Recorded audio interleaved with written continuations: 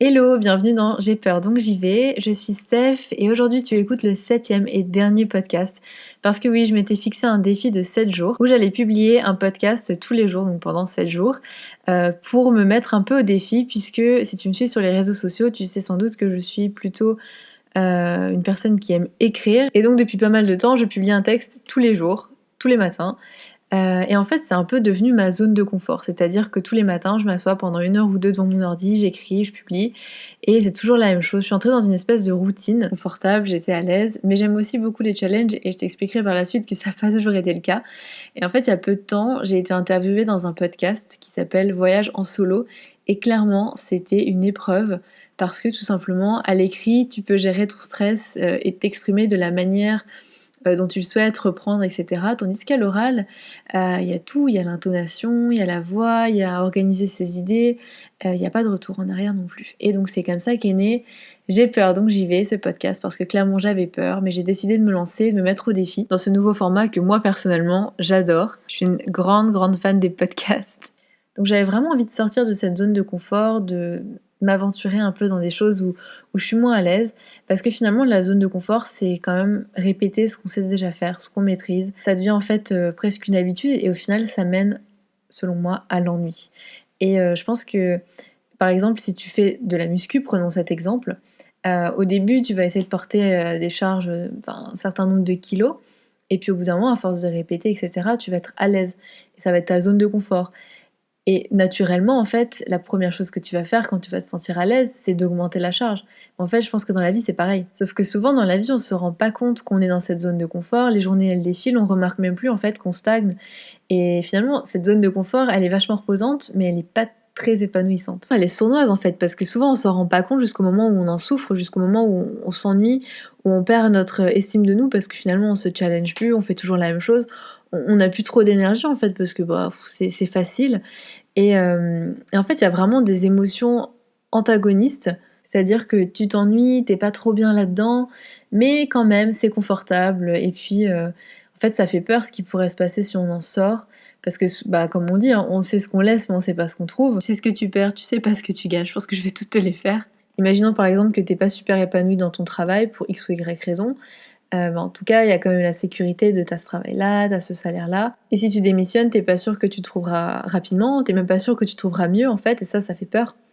Et de la même manière, on peut avoir tendance à rester dans une relation dans laquelle on s'épanouit plus, parce que finalement, même si on n'est plus bien là-dedans, on a créé plein de choses, on a des habitudes, on sait comment ça se passe, alors on reste parce que ça nous coûte plus de recommencer quelque chose, de sortir de notre zone de confort pour aller chercher autre chose que de rester là où on est en fait. Et puis on n'a aucune garantie que la vie ensuite sera mieux. Et en même temps, cette idée de sortir de sa zone de confort, c'est pas quelque chose qu'on nous apprend parce que par exemple, à l'école, on apprend plein de choses et puis ensuite, c'est comme si quand tu avais fini tes études, voilà, tu savais tout et puis tu pouvais, tu avais ce bagage-là que tu allais te trimballer toute ta vie. Alors qu'en fait, non et heureusement, j'ai le sentiment qu'aujourd'hui, on nous pousse plus justement à continuer de se former toute notre vie, à continuer d'apprendre, à évoluer. Mais, par exemple, même dans un travail, souvent, si tu veux évoluer, il va falloir que tu changes de poste, que tu changes de boîte, que tu ailles chercher des nouveaux challenges et on va pas te permettre d'évoluer en fait, naturellement. Et ça vaut même dans la sphère du développement personnel puisque, j'entends plein de gens qui disent, qui se justifient en disant: «Oui mais moi je suis comme ça» ou, «C'est ma personnalité, c'est mon caractère», alors que ce sont souvent des choses qui n'ont rien à voir et que tu peux changer si tu fais un effort, si tu sors de ta zone de confort, pardon, si tu essayes de travailler sur tes peurs et cetera. Et tout ça c'est possible mais ça demande encore une fois de sortir de sa zone de confort. Et je vais te dire la vérité, moi j'ai jamais été une challengeuse, j'ai jamais eu particulièrement l'esprit de compétition, j'ai toujours fait du sport pour m'amuser et à l'école c'était pareil, quand c'était facile je cherchais pas forcément, à aller plus loin et en fait j'ai pris un peu cette, mauvaise habitude dans ma vie que les choses soient simples, et du coup, ben, même dans mes études supérieures en fait, je suis allée à l'université alors que j'aurais pu, faire autre chose. Je cherchais souvent des jobs pour lesquels j'étais surdiplômée parce que du coup, ben, en fait, quand c'est simple, tu es sûre de réussir ou en fait, tu es plutôt sûre même de pas échouer et du coup, quand les choses se corsaient, quand je rencontrais des difficultés, bah, j'avais tendance à abandonner et du coup, j'étais persuadée que j'étais quelqu'un qui abandonnait facilement. Et en fait, c'était clairement une croyance que j'avais et qui ne m'aidait pas du tout dans la vie. Hem Mais c'est vrai que j'avais pas tendance à me battre parce que je savais pas comment faire en fait. J'avais pas du tout l'habitude d'être poussée en dehors de ma zone de confort. Sauf que à trop privilégier les choses simples dans la vie, on savoure plus les réussites en fait. Et pire, on s'ennuie. Tu vois, j'en étais arrivée à un stade dans ma vie où je m'ennuie à mourir, mais je comprenais pas pourquoi. Je comprenais pas que c'était juste parce que j'étais voilà, dans ma routine. Et je m'ennuie en fait parce que quel intérêt tu trouves à jouer, à te challenger si en fait tu es déjà sûr que tu vas gagner? Si tu es sûr que tu es dans ta zone de compétence, dans ta zone de confort, il y a plus vraiment d'intérêt, il y a plus vraiment de challenge et c'est là où on s'ennuie. En allant chercher là où il y a de la difficulté, là où ça demande plus d'efforts, en fait, quand tu réussis, il y a tellement plus de satisfaction, il y a tellement plus de sentiment d'accomplissement et je pense vraiment que, tu vois, sans réussite facile, va avoir moins de valeur qu'une réussite que tu as arrachée avec la force des bras, tu vois? C'est comme au ski, si tu restes toute ta vie sur la piste verte, tu vas te faire chier, enfin, mais clairement, et en même temps, si tu te lances direct sur la piste noire, tu vas te casser la gueule monumentalement. Je pense que si tu es sur la piste verte, alors j'y connais rien en ski, je pense qu'il faut juste aller à la bleue, j'espère que c'est ça qui est juste après la verte, hem, pour se dépasser et c'est en fait, c'est ça, c'est juste un tout petit pas, mais c'est déjà d'être en dehors de ta zone de confort et déjà là, en fait, quand tu fais ça, il y a un sentiment de progrès, de se sentir vivant, de s'épanouir. Ça te permet vraiment d'explorer, même des nouvelles facettes de ta personnalité parce que plus tu te confrontes à de nouveaux défis et de nouvelles choses et plus tu en apprends sur toi et tu as vraiment l'impression de reprendre le contrôle de ta vie et c'est un truc que je dis souvent, mais tu as vraiment le sentiment d'être acteur de ta vie et plus spectateur. Et là, tu te dis: «Oh là là, mais si je me lance tout le temps des défis et des nouveaux challenges, ça va être fatigant». C'est l'inverse, au contraire, ça te booste, ça te donne de l'énergie. Par exemple, je sais pas si tu as déjà entendu parler du bore-out, c'est l'inverse du burn-out en fait. C'est-à-dire que les gens, ils en gros, ils font comme une dépression parce qu'ils s'ennuient à mourir dans leur travail et ils ont tellement rien à faire qu'ils perdent toute énergie, toute motivation. Et en fait, plus tu fais de choses et plus tu as d'énergie et plus en fait tu alimentes la machine. Et si tu prends l'habitude de pas sortir de ta zone de confort, si t'en fais pas une habitude réellement, c'est là où en fait, chaque petite sortie de la zone de confort va être difficile, va te coûter beaucoup en énergie. Et bon, on va être honnête sur un truc, ce qui clairement bloque ces prises de risques dans la vie, c'est la peur de l'échec. En tout cas pour moi, souvent si je me lance pas, c'est parce que j'ai clairement une peur panique d'échouer à la fin et d'être déçue. Mais en réalité, si tu te lances, il y a 2 options. Soit tu échoues, soit tu réussis et c'est vrai que l'échec, ça fait super peur et c'est ce qui nous bloque. Par exemple, comme je te disais, par rapport au travail, tu as peur de pas retrouver mieux, tu as peur de pas trouver rapidement, mais en réalité, tu peux pas gagner si tu joues pas. Personnellement, ce qui m'aide beaucoup à passer à l'action, c'est de penser à comment sera ma vie dans 5 ans ou dans 10 ans si je suis toujours pas passée à l'action. Ou si je suis passée à l'action d'ailleurs. Et souvent, quand j'imagine ma vie, si elle était toujours la même et si j'avais pas fait en fait ces petites sorties de zone de confort, et ça me fait peur en fait. Et là, j'ai ma citation préférée de la terre entière qui me revient en tête, qui est: «On ne regrette que ce qu'on n'a pas tenté». Et clairement, on regrette toujours ce qu'on n'a pas fait, on regrette pas ce qu'on a fait et qu'on n'a pas réussi.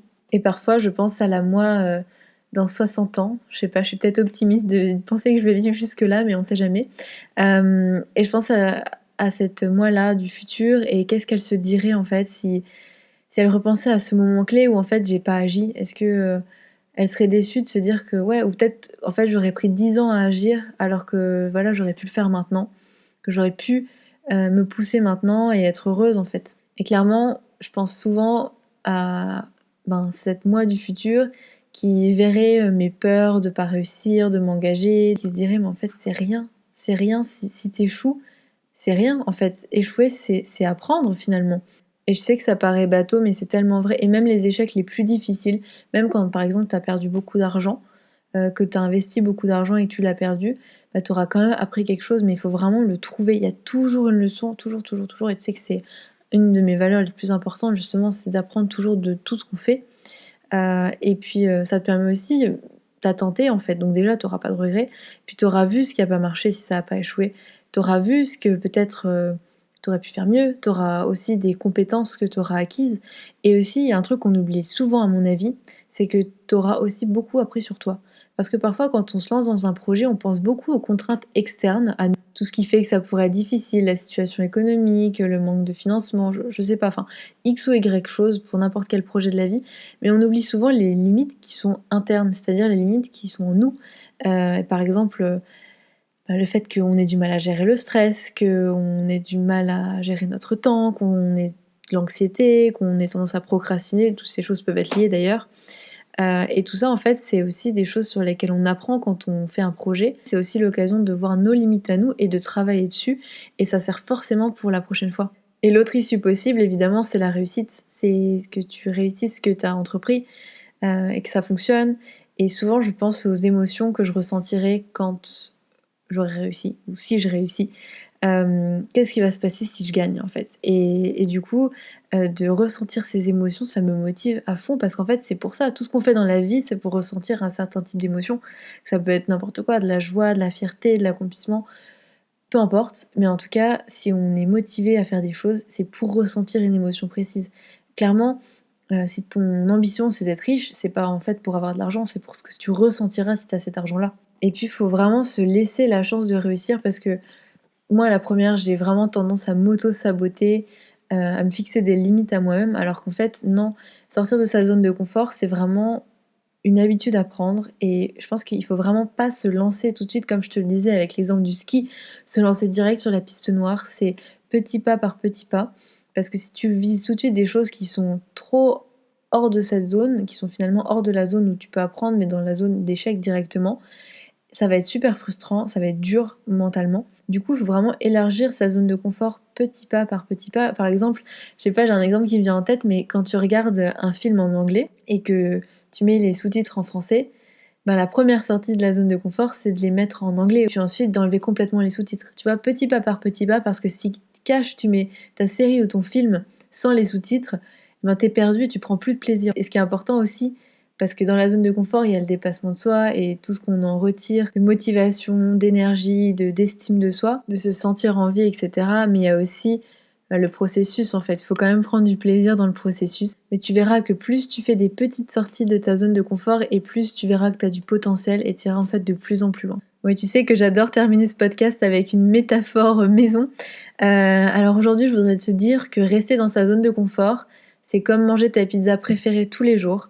Il n'y a pas de surprise et elle finira peut-être même par te dégoûter. Sur ces bonnes paroles, j'espère que ce dernier épisode du podcast t'aura plu. Je t'avoue que je pense peut-être en continuer, mais à un rythme un peu moins effréné qu'un par jour, pour raconter encore quelques histoires. En tout cas, n'hésite pas à venir me dire si ça t'a plu, si tu veux que je continue.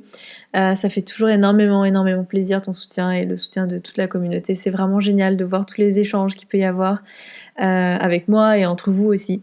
Donc voilà, pour tout ça, merci, vraiment merci d'avoir suivi ce podcast. Et n'hésite pas à me rejoindre sur les réseaux sociaux ou sur mon site internet Steph Blue Lips. Et à bientôt, ciao!